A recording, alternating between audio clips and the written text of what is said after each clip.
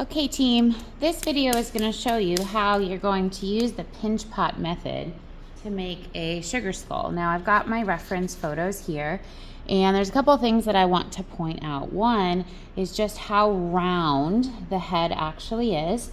Also, an important factor is where those eyes settle, which is about halfway down.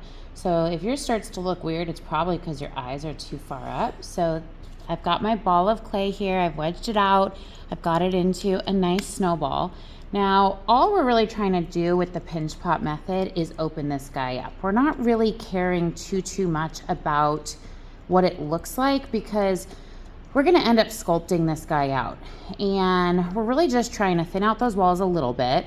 I'm gonna leave a little bit of thickness on them because what I know is that we're gonna need to start to really kind of move this clay around. So having a little bit of thickness on your pinch pot is going to benefit because then you obviously have more clay to work with. So you can see how just fast I just kind of opened that up. Obviously we don't want to work too thick. Now I really just want to kind of determine where I feel like I want the face to be or the back of the head. For whatever reason, this side looks like it could be the back of the head quite nicely. And what I'm seeing here is it goes really flat. But if I'm looking at my reference photos, you could see how round this head actually is. So one thing that I like to do is just start to kind of press it in. You could see in just 2 or 3 quick motions, I've now created a very round back of the head that's going to lend itself nicely to a skull. And all that really was me kind of flattening out one side of the pinch pot. You could almost see how that quickly you're starting to kind of get the sort of look of a back of a skull. Now for the front of the face, I'm noticing that it jots in, even the side view, you could see how it kind of comes to a point like an egg. That's where that sort of chop method really comes into play. If I just do like 2 or 3 quick chops using the back sides of my hands, you can kind of see now how from a side view, I'm getting that nice round head. You could always kind of put your fingers in there and kind of figuring out where I want my face to kind of start to form. So sculptural work is a little bit more intuitive. You kind of don't need to have too much of a plan. It's about having the confidence to move your clay around and to kind of look at your reference photos and not be afraid to kind of slap this guy into the shape that you're wanting. You could see how in not that much time, I'm really kind of mimicking that round backside of the face. And another thing that I want you to notice about a profile of a skull is that most of the features are in line with one another. The chin is in line with the jaw, is in line with this top part of the nose bridge. And so another thing often students do will have it be kind of on an angle, but all of these features are fairly straight up and down. So that's where I kind of like to flatten out that front of the face. Now, in the beginning, I told you how those eyes fall about halfway down. So this is where sometimes I like to draw myself some reference points for kind of where those eyes ultimately are going to live. And I like to give myself a center line too. Doing this helps me kind of figure out where is that nose going to be and where are those eye sockets going to be.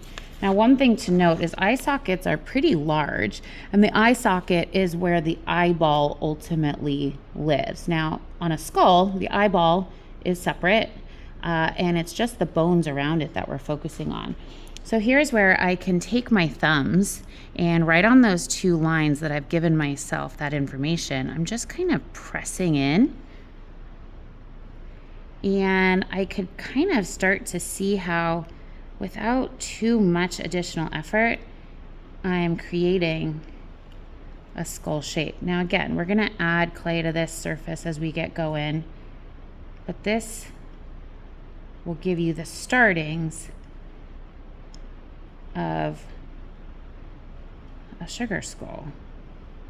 And it's not all that challenging. Crazy, right? So you can kind of see that. Now I'm going to give myself just the general information of where I want my nose to kind of live. I like using a back of a paintbrush to give myself kind of this upside down sort of heart shape. See that pretty easily. And we're going to look at teeth in more detail later. So I'm not going to go too far into the teeth, but I'm just going to give myself the kind of general information on where they live so that I can kind of come back to that later. So, of course, you could always take some of this clay out. You could leave it there if you like the way it looks to have a flat bottom. It's totally up to you. All this clay is available to you. Sometimes I even like to press in on this side here. That kind of is this opening here. It gives you a little bit of a dynamic approach. I'll do that sometimes on both sides to kind of define out where that jaw comes back down. So we're getting the initial stages of our sugar skull.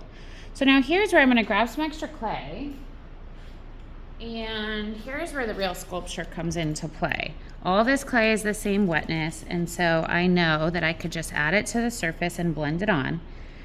But here's where reference photos are going to really help you. Where does the clay come out? Where does it go in?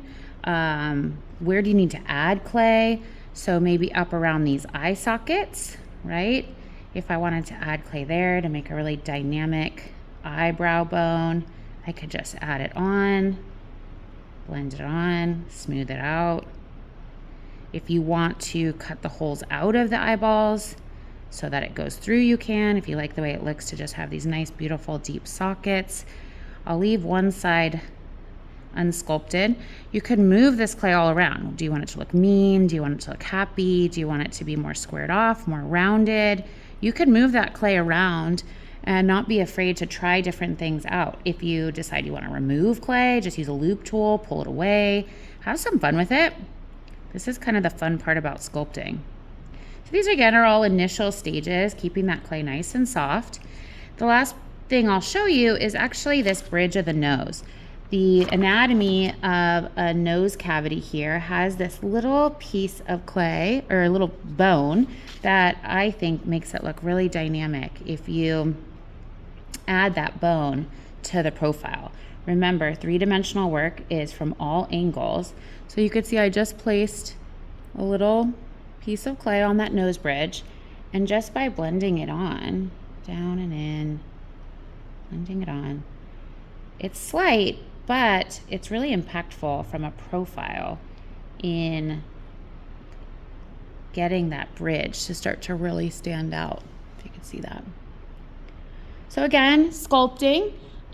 This is kind of the initial stages where we should be. This is how we use the pinch pot method to start to sculpt out a sugar skull. And pretty quickly you could see how we're starting to really define out some of those little areas. So look at the reference photos, determine what kind of character you want to give your project.